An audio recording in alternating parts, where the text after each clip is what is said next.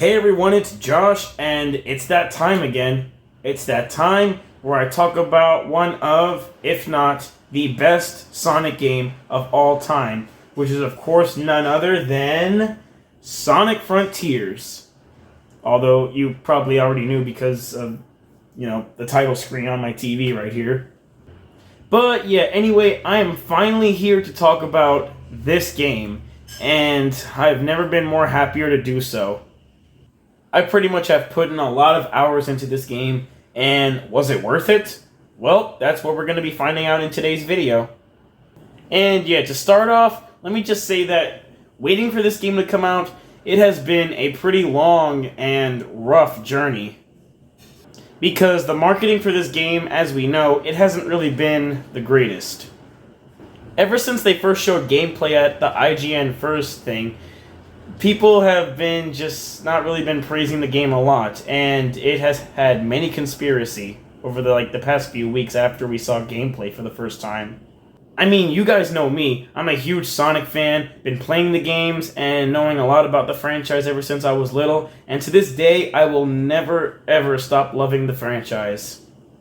And now, with this new game, we are here to find out, was Sonic Frontiers worth the wait? Was it worth waiting 5 years since Forces?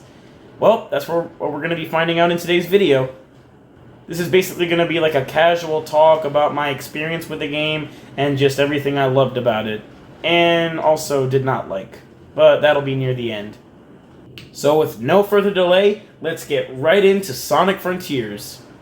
By the way, this video will contain spoilers for the game, if that wasn't obvious from the start. Watch at your own risk.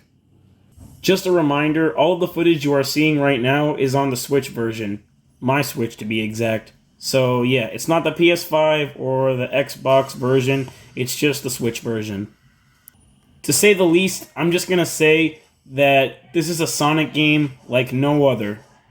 It's a nice return to form to the Dark formula, as opposed to the very cheesy and unpleasant meta era that we just went through for the past 10 years. When you first start the game, it shows a cutscene where Sonic, Tails, and Amy are flying off to the Starfall Islands, and it ends off with them being sucked into a void, and Sonic goes through cyberspace, which looks a lot like Green Hill. Ugh. But yeah, after that, Sonic lands in this new place called the Kronos Island, and he's on a journey to explore the island and save his friends. Honestly, my favorite part of the game, well, this is not really a surprise, but my favorite part has to be the open zone, because it's just really fun to run around as Sonic and just go defeating the crap out of enemies and just doing whatever you want. I love these kind of games. And it works very well for Sonic. I mean, I of course did get a lot of enjoyment from the cyberspace stages, which were very well designed, and the music was really, really just amazing. But overall, the open zone gameplay is what really got me hooked up. And the game is filled with a lot of variety and stuff that you can do. From rolling around at the speed of sound, to cyberspace, fishing with Big the Cat, to beating the living crap out of enemies. And of course the combat itself. I mean, Sonic has a lot of new smoking moves. What really shocked me the most is that this game was almost going to be terrible. I mean, we went from the IGN First, where the game looked like a hot mess, to a game that actually pleased many fans' expectations, including mine. But granted, the game still has a teensy bit of issues. Most of them can be easily ignored though, which is a good thing. And of course, since this game is featuring yours truly, Sonic the Hedgehog, yes, you heard me right, the game has an amazing soundtrack, much like all the other Sonic games. And unlike other Sonic games like Forces, this game actually has plenty of challenge going for it, which is of course what we want from a Sonic game. I've listened to Vandalize and I'm Here about 5,000 times now. Even though I've 100%ed the game, I still just go back and watch the trailers just to remember why I was hyped for this game. And yep, I haven't forgotten at all. And yeah, even the Kronos Island theme was great to listen to as well. And yeah, other than that, I just feel really bad for doubting this game. Although, like I said before, the game still has some issues, but they can easily be ignored, but I have to bring up in this video, like the pop-in. They didn't really do a good job of fixing it, and I don't know why they didn't try to fix it, but it just pains me to see it. I mean, y'all could tell because I was complaining a lot on my live stream for the game about the pop-in.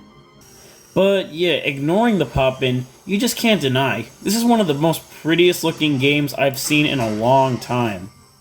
Like, you're not restricted to just go through small levels and just go on to the next one. Here, it's just a full, like, a just beautiful experience where you can just roam around and just do whatever you want. Like, I don't know about you guys, but I get serious Black Knight vibes from this. And like many of you people have been complaining, yes, momentum is actually in the game. Ugh, hate that word. I mean, there doesn't seem to be a lot of momentum in the game, but it's at least enough to get those people to shut up. Even the boss battles in the game are actually fantastic as well. Even the mini-bosses, which are the ones you would usually run into while you're roaming around the islands. Like, I kid you not, the Titan boss fights, especially Giganto, are just probably the most insane crap I've ever seen in my life. Even the music that plays during the fight, which I can't play on the video because I might get copyrighted, but trust me, it's an absolute banger. Sonic can even wear different shoes in this game. Like, yeah, I found myself wearing the soap shoes most of the time because, well, I felt like it. And they just looked pretty cool. And of course, the cutscenes in the game are marvelous. Maybe not as marvelous as the Unleashed opening cutscene, but they're still decent looking. I mean, especially now since we're in the modern era where we have lots of high tech to make these cutscenes look great. Speaking of which, this game was filled to the brim with references for the past games. Like, I believe they referenced Sonic Riders, like with the Babylons, and Sonic even mentions Blaze. Speaking of which, bring her back, Sega. She's like probably one of the best characters in the series. And of course, Sonic and Tails even bring up their past adventure with Infinite in Sonic Forces. I mean, they might as well reference that. I mean, they already did a bunch of other games, so might as well finish the list. They even reference Dark Gaia, which kind of makes me a little depressed because we might never get an Unleashed remake or a follow-up to the game because I love that a lot. One thing that kind of makes me upset about this game is the fact that not all of the islands were their own thing. I mean, the last two were literally just Chronos, but with like new enemies and just stuff you had to do. It's not too bad because honestly I think all of the islands were just really fun, but I don't know, all of them should have just been original, and the last two shouldn't have just been Chronos Island. And yeah, everyone's favorite Sonic character, Big the Cat, appears in this game. I have no idea why he is, but he's here. Also, the big fishing minigames are actually enjoyable. Never thought I'd praise fishing, or even Big. At least they're not broken this time, unlike Adventure. Big's Big Fishing Adventure 3, anyone? But yeah, I still wish the last two islands were their own thing. And yeah, like I said earlier, the song that plays when you're fighting Giganto as Super Sonic had no right to slap so hard. Like, as soon as the song started playing, I just got up and started dancing around my room. Almost forgot I was even doing a boss battle. It just goes to show you how great songs in a Sonic game can be. And of course, the boss itself was pretty fascinating.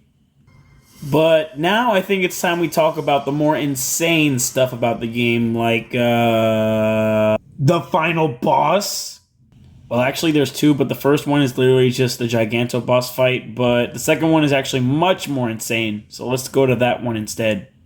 I mean, yeah, it's literally just a copycat of the space shooting game Galaga or Space Invader or whatever it was called, but it's actually still pretty cool. I mean, yeah, it was pretty complicated and just, you know, anticlimactic, and it was just a huge pain to, like, get through because I kept taking damage and dying over and over, but ignoring all of that, this is a pretty just absolutely crazy boss battle. Like, I got serious Bayonetta vibes from this final boss. I guess it was kind of predictable that the AI voice would be the villain the whole time. And when her voice got deeper, it sounded a whole lot like Infinite. And yeah, just that makes me believe that this is like somewhat related to Forces. I do have a question though. Is this game better than Unleashed, my favorite game of all time? I don't really know. I mean, if y'all know me, you'll know that I love Sonic Unleashed. It's my favorite game, and yeah, this game, I guess it could somewhat top Unleashed for me, but I know for others it can truly top the game because there's no Werehog, which I didn't really find any problems with. In fact, I think the combat in this game is better than the Werehog, but, I'm not really complaining or anything. So yeah, for others, I guess this game could top Unleash, and for me, I guess this game could be somewhat equaled with Unleash for me. Also, I spent like the past few days trying to 100% all the islands, and luckily I did manage to do so. And I really do love the vibe that the story in the game has. Like, they said they were going for a more somber story, and that totally fits. And yeah, apparently Sage is Eggman's daughter, or creation. And yeah, this is probably the first time Eggman has ever shown appreciation to one of his inventions. And yeah, as you can see in the cutscenes, you can see them really try to connect well with each other. I mean, I believe in one of the cutscenes, Sage admits that she just wants a family. I mean, after watching Sonic and Tails hanging around together. And the cutscenes with Sonic and Knuckles and just them making faces at each other really kills me. This game definitely has meme potential. But yeah, back to Sage. Well, she is a villain, but I don't think she wants to be a villain. I mean, she is a real mystery after all. But this cutscene with, like, Sage looking back on her memories with Eggman, even though we didn't really see these two interact as much as I wanted to in the game, this kind of gave me that feeling, which I never thought I would get again in a Sonic game. Even the music that was playing during this scene was enough to make me cry a little bit. And, yep, I do wish the islands were a little bit bigger, but then again, I was complaining during the Eris Island and how it was too long, but the islands were a decent length. And yeah, the game had other issues as well. I don't know if it was just the Switch version or all of the versions of the game. I hope in like a future update patch for the game, they at least try to fix the pop-in, because there are times where it's way too noticeable. And even though I completed the game 100%, I still don't know what this logo means. Like, back when we saw the first teaser for the game, this is the thing that they showed at the end of the trailer, and I was left wondering, what the hell did it mean? Maybe I missed it, but if someone could please tell me, feel free to do so. So, overall, I just really enjoy this game a lot. It's a very nice return to form. No more Baldy McNosehair nonsense or Saturday morning cartoon BS. Just a perfect, somber story that I love to see in Sonic games. I just hope that they keep going in the same direction they went for with this game, so that way the franchise can be saved, even though it's pretty much saved already at this point. Keep Ian Flynn as the writer for the franchise from now on. He certainly knows what he's doing. I even enjoyed watching the prologue animation and the comic that they did for Frontiers. They were very nice lead-ups to the story and game itself. Even the callback to Adventure with Tikal and the Echidna tribe, ooh, it's just so beautiful. Also, I hope this game marks the end of the meta era and starts a new one, because if they just went back to the meta era after this huge game, that would probably be the biggest wrong decision anyone could ever make. Especially for Sega, since, of course, their reputation hasn't always been the greatest, as we know. But you know what? This is still a pretty fantastic game, and I'm so glad it's finally released. If you're a Sonic fan, you definitely can't pass this one up. You gotta try it, you gotta play it, you just gotta enjoy it, because it's definitely one of the Sonic games I always wanted. As a matter of fact, I think I'm probably going to make more videos about Frontiers in the future, because this game means a lot to me and deserves to be praised. And yeah, the CGI trailers are literally the meaning of masterpieces. So, yeah, maybe a certain something will come up on my channel featuring Frontiers, but you guys will just have to wait and see. I could do a proper review, or maybe even a little something else.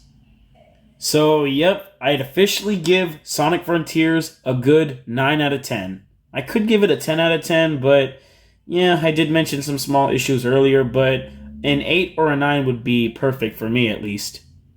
And the game's been getting a lot of positive reviews too, so yep, we are officially in the Sonic Renaissance. So yep, I'm gonna end it off by saying Sonic Frontiers is the pinnacle of Sonic. And those were my thoughts on Sonic Frontiers. Gotta say, after 10 years of just bizarreness, it's just great that they finally went back to the proper formula for this franchise. I mean, the meta era wasn't completely bad, though. We got games like Colors, Generations, and Lost World was okay, I guess, but Forces was just terrible. GG, Sega. GG. Same to you, Sonic Team. And yeah, even the Switch version of the game is not that bad. I mean, granted, I'm sure the PS5 and Xbox versions look tons better. I mean, I don't have a PS5, and my old PS4 broke, so I had to buy the Switch version. Even the cyberspace stages were not as bad as I thought they were. I mean, yeah, they are reused stages and Green Hill, ugh. But if my favorite had to be probably the city one, because that just looked really impressive. And even the music that played in the cyberspace stages, that was just beautiful. So yeah, as I said, if you're a Sonic fan, don't pass this game up. Give it a try, and I know for sure you'll like it. But yeah, anyway, thank you guys for watching. Comment, like, and subscribe, and I'll see you guys in my next video. And have fun playing Sonic Frontiers. See you guys.